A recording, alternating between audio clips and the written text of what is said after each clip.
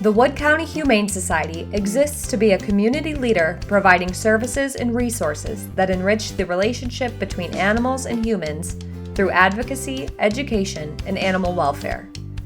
In 2020, WCHS saved the lives of 717 animals in our community. There is new animals that come in every day. Each one needs a little bit different care, and you really just tailor your day to how you can help the animals the best and the most. That also includes finding their forever homes. And when you see that moment, it's just a light up in their eyes. You can see it in the animal that they know that they have found forever. It's great to see people and the animals light up together when you've really found that match. And my favorite part about working here is we get those animals who come in already defeated. They've tried other shelters or in other homes and they've just shut down. And the more we work with them, eventually you'll get a little kiss or a little tail wag, and eventually they've accepted you.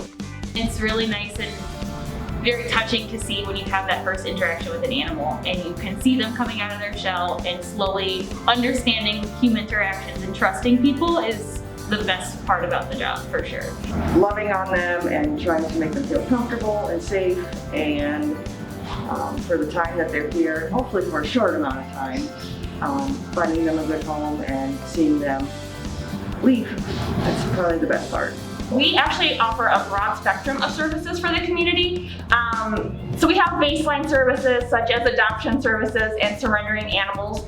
And those surrenders happen for people who find stray cats in the county, or families who just are at a point where they can no longer care for the animal. But then we have programs where we try to keep that animal in the home.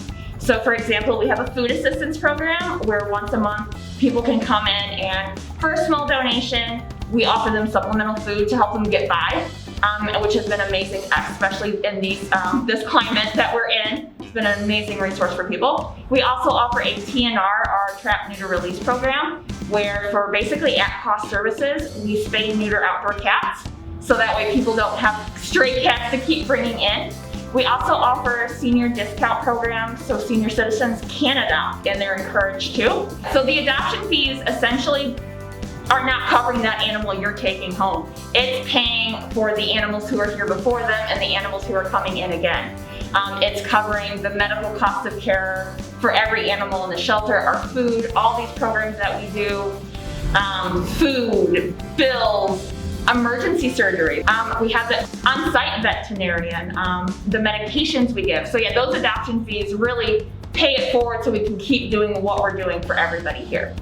During 2020, we held our annual shoe drive, a virtual reverse raffle, a calendar contest, restaurant nights, in-shelter raffles, and participated in the Lynch Creek Farm Holiday Greenery fundraiser, Howard's Benefit Concert, and Pet House Candle fundraiser.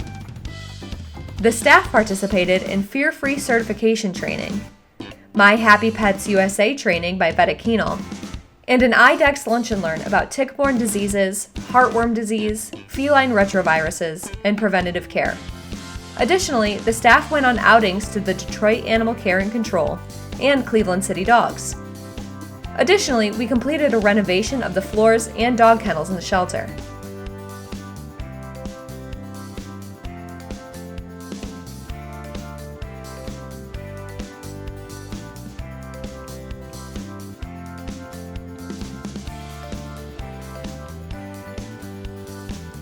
To say the year 2020 was different is an understatement, but that didn't stop us from carrying out our mission. A couple positives that came during this time were we were able to keep our employees fully employed during the time, which is a huge plus. I mean, they've done so much for us, we want to also do that much for them. We really have seen so many people offering to come through with donations, calling us to make sure we have bleach and we have paper products, even though it's hard for them to find their own, they're making sure we have it here. With people staying home, they've decided to adopt. So really, it's just everyone coming together, staying informed, and just being understanding. It's really shown a very compassionate and empathetic side to our community. Another plus is that our foster base has grown immensely. We had some fosters to begin with, but once COVID hit, that's when people were more at home, staying at home, and they're like, I have some time to foster. And that has shown them that even if when they do transition back into a full-time job, they still can't have time to foster. It can be very stressful for some of the animals. It's multiple cats here, multiple dogs. It's not a home environment. So by bringing in fosters and allowing those animals to kind of grow in the foster homes, you really see their true personalities come out. If anything, that just really helps us find their adopters. So we have, I want to say about 100 fosters right now. All different categories, from kittens to adult cats to adult dogs to puppies. So sometimes they're not always having a foster in their home, but a lot of the times we meet them. We had this cat in shelter who was here since August of 2019. And it came around December of 2019 when I had someone who reached out because they saw that we were closing for renovations. And I said, hey, I've been really looking at Ginger Spice. I saw you were closing and you need a foster. We'd be interested in fostering her during your closure. And I let her know, I'm looking for a foster for this cat now because she's been with us for so long. And it just worked out perfectly. They brought her home and they absolutely fell in love and ended up adopting her. The daughter actually saved up money ever since August in order to pay for the cat's adoption fee, but since she was a staff favorite, Ginger Spice, she ended up getting her fee waived, but they still donated that money instead. The adopter has been a very active member of WCHS since. She's donated, she sees our items on her wish list, and she stops by. She even stopped by when we were having our shoe drive and donated a gift card to Subway for all the people that were working that day. Hi, I'm Marilissa. Hi, I'm Bonnie. We adopted the lovely Ginger Spice. And did you change Ginger Spice's name? No, Ginger Spice is perfect. She's the gorgeous color of ginger, but she's also got a lot of spice. What made you want to adopt Ginger Spice? Obviously, the gorgeous kitten eyes. But when we watched Saturday Night Live every Saturday, I saw her on the camera and I begged for Ginger Spice. But then, when the Humane Society got new floors, we decided that we could maybe foster her. And she never left. And do you have a cute story about Ginger Spice that you'd like to share? Yes.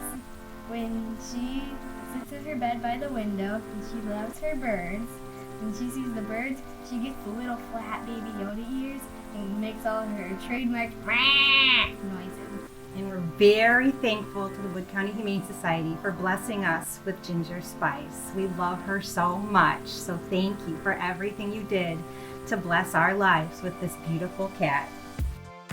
Our volunteers are critical to the success of WCHS. To show our appreciation and keep our volunteers feeling involved during this unconventional year, we wrote chalk thank you messages on each volunteer's driveway or sidewalk, sent out thank you cards, and held 2 Zoom get-togethers. I've been involved with Wood County Humane Society for about 7.5 years. Of the 9 cats that we've had over the years, 7 have come from Wood County Humane Society, and my life would be so much less rich without the kids that we've adopted from Wood County Humane Society.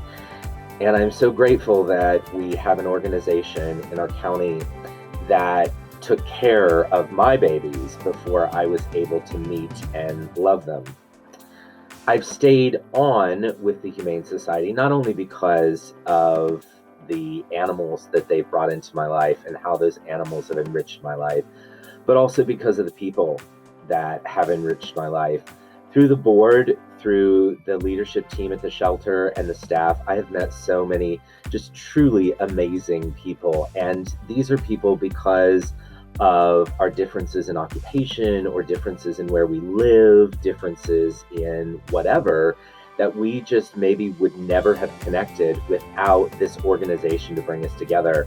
And again, my life would be so much less rich and so much less rewarding without these really wonderful human beings that I have met through this organization.